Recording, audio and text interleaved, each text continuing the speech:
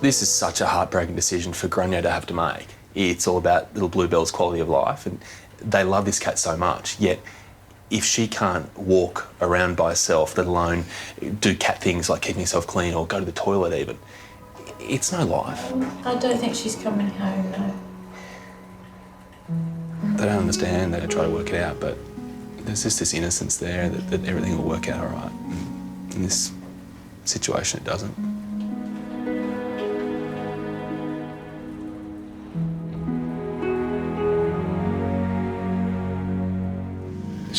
She was a part of this place for a long time.